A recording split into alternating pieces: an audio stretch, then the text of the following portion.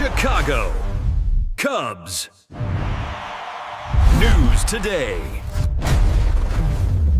Do you know what gets me more excited than a home run at Wrigley Field? It's when our front office is thinking 3 moves ahead of the competition. And look, I've spent the last 48 hours analyzing rumors, advanced stats, and tactical profiles, and I'm just going to say it straight to you, bleacher bums. We're looking at the wrong name. Everybody's obsessed with Freddy Peralta from the Mets, but there's another guy on that roster who feels practically built to wear blue and red. A pitcher who would turn our infield, which is already elite, into a completely impenetrable fortress. Stay until the end, because this tactical connection is going to change the way you look at the trade market. Let's get into the raw facts. John Conahan reported today that the Cubs are not actually tied to Freddy Peralta, despite all the speculation surrounding the Mets ace. Peralta is undoubtedly one of the best pitchers available during this trade window, unless something absolutely insane happens, like the Tigers deciding to trade Tarik Skubal, which would be complete madness. But here's the real key. Sahadev Sharma from The Athletic pointed out another name that makes way more sense for Chicago. Clay Holmes. This guy is a ground ball machine, weak contact that dies on the dirt. Holmes is elite at it. And here's the perfect connection. He has a $12 million player option for 2027 that he'll probably decline if he stays healthy. The Mets are collapsing again, heading toward becoming one of the biggest disappointments in recent memory. And if they keep sinking by July, Holmes becomes a major trade piece. And here's my hot take, guys. Forget the obsession with strikeouts. Seriously, this team doesn't need another guy who gives you 12 Ks a game, but also gives up 5 runs in the process. We need efficiency. We need a pitcher who works fast, keeps the ball down, and trusts the defense. Do you guys agree that Dansby Swanson and Nico Hoerner form one of the best defensive duos in the National League? Then, why not maximize that strength? Now let's dive into the deeper tactical side of this move. Clay Holmes is not just another available arm. He's strategically the perfect fit for our system. The guy has a devastating sinker that constantly forces weak contact and ground balls. And this is where it becomes genius. When you have Swanson covering shortstop with ridiculous range and Hoerner at second base making impossible plays look routine, you maximize the value of this type of pitcher. That's smart baseball. That's pure tactical synergy. Jed Hoyer knows it's not enough to just stack names together. You have to build a system where every piece amplifies the others. If this happens, it would be a masterclass in roster construction. And I genuinely believe the front office sees that.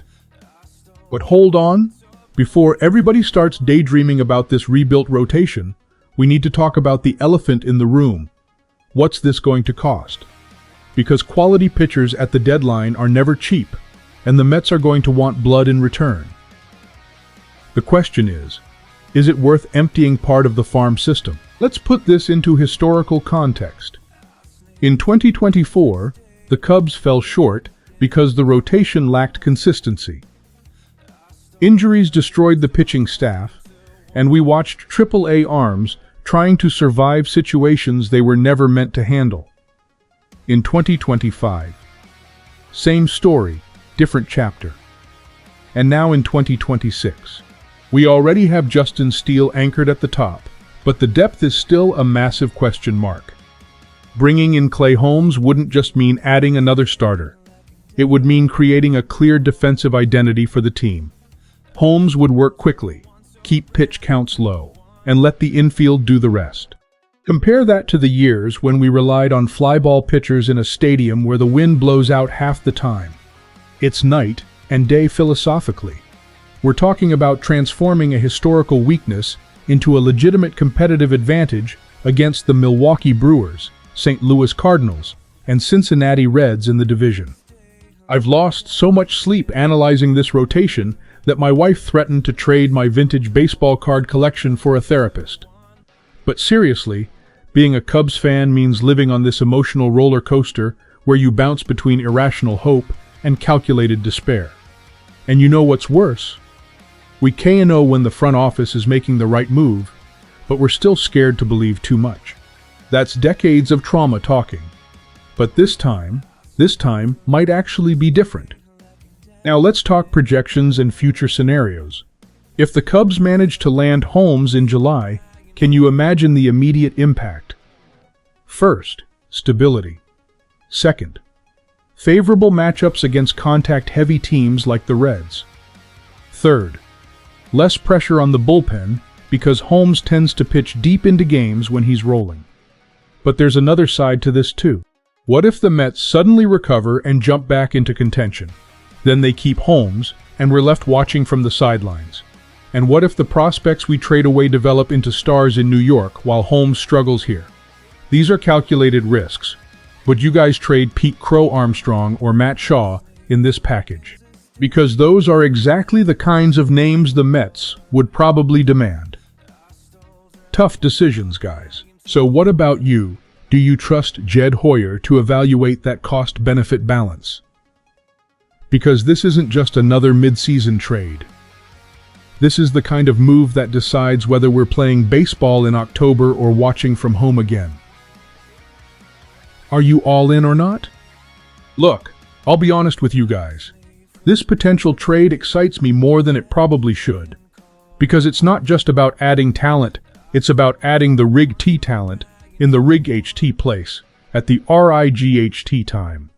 Clay Holmes on the mound, generating ground ball after ground ball while Swanson and Horner turn everything into outs. That's tactical poetry, my friends.